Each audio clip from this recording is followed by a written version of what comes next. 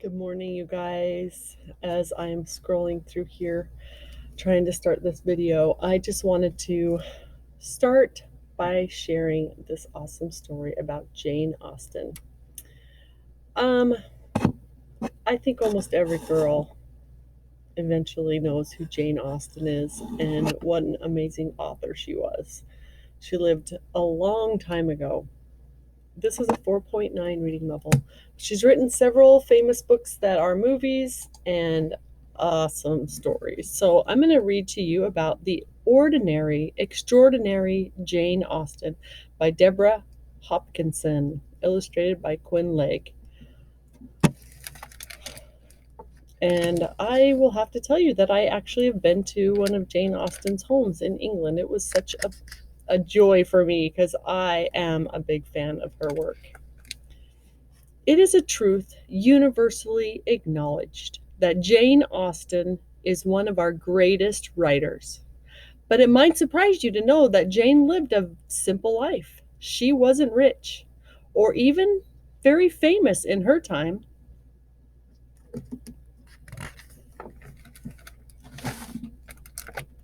In fact, if you'd met Jane when she was a girl, you might not have noticed her at all. She was sometimes awkward and a little shy, especially when company arrived.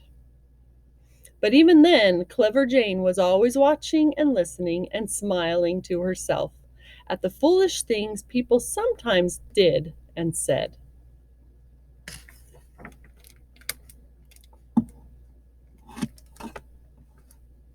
Jane had plenty of people to observe right in her own home.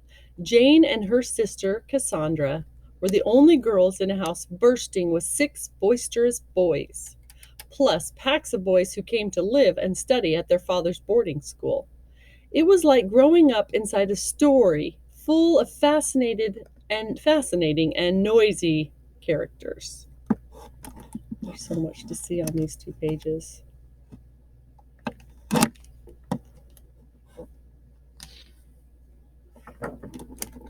Families back then made their own fun, and the Austens were never bored. They played word games, cards, charades.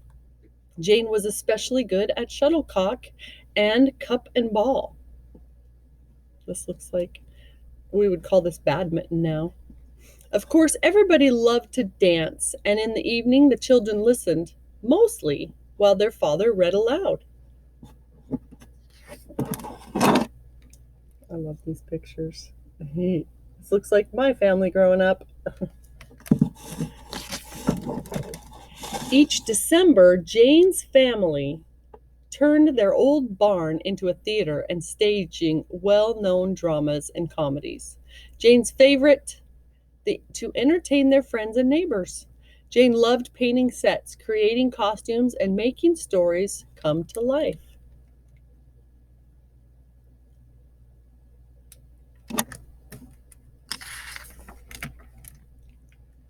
There were plenty of stories for her to read, too. Her father's great library boasted 500 books, almost all of them by men. Since Jane had little outside schooling, the library was her classroom, and while Jane devoured everything from history to poetry to biographies, she loved novels best of all.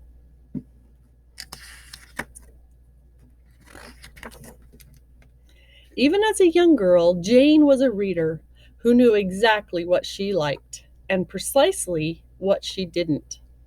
So it's no surprise that when Jane was 12, she began to scribble her own keen observations and sharp, wry comments in the margins of books. Jane had such fun writing, she began to pen little plays and stories to make her family laugh out loud. And when her older brothers went away to college and the sea, Jane sent witty letters to keep them smiling from far from home. Jane's father believed in her talent. He bought her 3 special notebooks and later a fine mahogany writing box so Jane could carry her work wherever she went.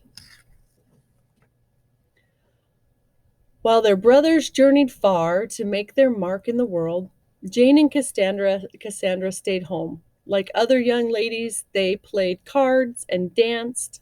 shopped for lace to trim a bonnet, and gossiped about suitors and marriage. Sometimes Jane even fell a little bit in love herself. All the while, Jane kept reading and listening, and of course, practicing her writing.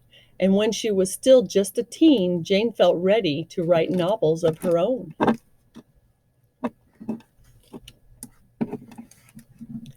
Now, the most popular novels in Jane's time were adventures and romances, with gallant heroes rescuing fair, fainting heroines from dark, gloomy castles, and, of course, despicable, dangerous villains. But Jane wanted her books to hold up a mirror to the ordinary world so readers could recognize and laugh at themselves.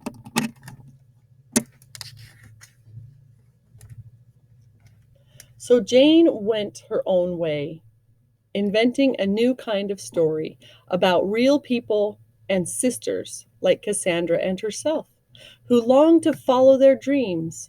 And that is exactly what she did. By the time she was 21, Jane had written 3 novels. Jane's proud father sent one to a publisher, which alas turned it down. But Jane was a writer who didn't give up. Like an artist, using a fine brush, Jane kept working to make her stories better and better until each word was perfect.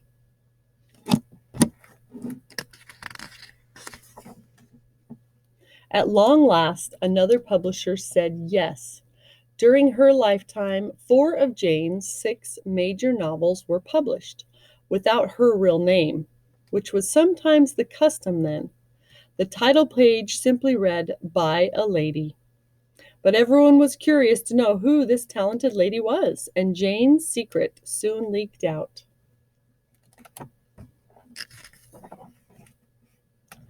Jane didn't mind. She rather liked being known as an author. And so, although Jane died when she was only 41, she lived long enough to achieve her dream. Now, 200 years later, I wonder if Jane would be surprised to learn that her books are still read and loved by people all over the world. Maybe, then again, maybe not. Pride and Prejudice by Jane Austen. It looks like it's playing in a movie theater or on a stage play. For perhaps there was a moment when young Jane stood alone in her father's grand library with the works of great men all around her and said to herself, "I can do this. I can do better. I can do even better. I will write about the ordinary world in the most extraordinary way." That, dear reader, is exactly what she did.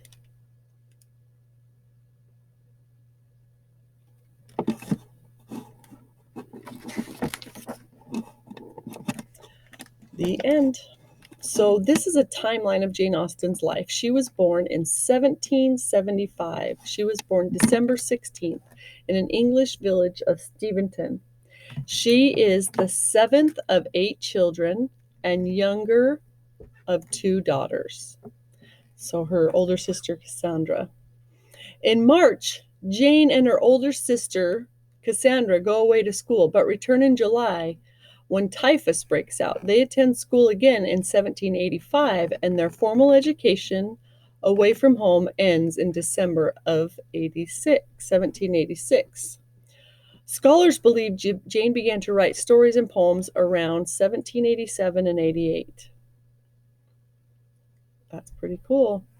Jane's father buys her a mahogany writing box. Jane probably begins Eleanor and Marianne, later published as Sense and Sensibility, her first novel. Jane starts First Impressions, which becomes Pride and Prejudice.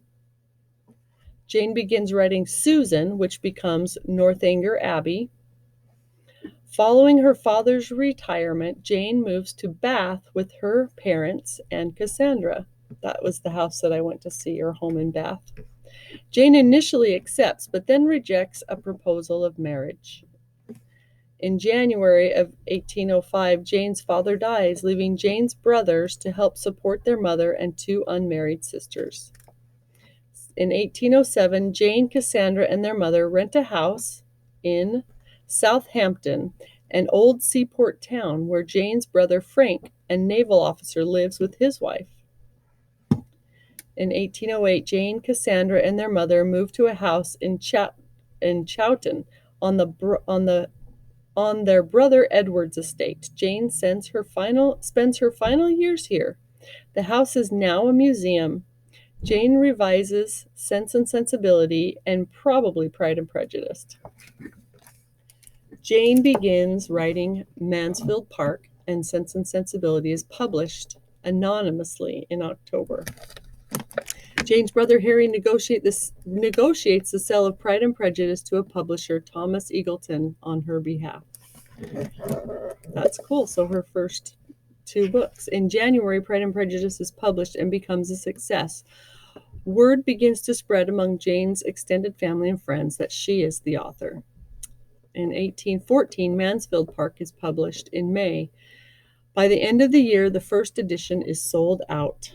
She's now a well-known author and very much liked. Emma is published in December. Jane begins writing Persuasion. In 1816, in August, Jane finishes Persuasion. She stops writing because of an illness.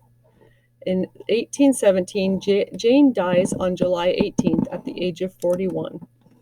Persuasion, Jane's last completed novel, is published together with Northanger Abbey in late December of 1817, though the title page is dated 1818. An edition of Jane's collected work is published. In December of 1869, Jane's nephew James publishes a memoir of her life. In Lady Susan, an early work never submitted for publication in Jane's lifetime, is published. That's pretty cool. And her works are still published over and over again today. So here's her bookshelf. Sense and Sensibility is published in 1811. Famous quotes.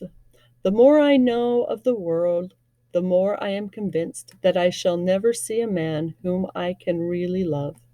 7 years would be insufficient to make some people acquainted with each other, and 7 days are more than enough for others. What it's about 2 sisters, Eleanor and Marianne Dashwood, along with their mother and younger sister. They're turned out of their family home after their father's death. Eleanor and Marianne each face obstacles on the path of finding true love. Her second novel was Pride and Prejudice, and probably her most famous one. It was published in 1813. Famous quotes. It is a truth universally acknowledged that a single man in possession of a good fortune must be of want of a wife. For what do we live but to make sport of our neighbors and laugh at them in our turn? What it's about. When a handsome and rich young man moves into a neighborhood, Mrs. Bennet, the mother of 5 daughters, begins matchmaking. Jane Austen's most popular novel has inspired film adaptation, parodies, and sequels. Mansfield Park was published in 1814. Famous quotes.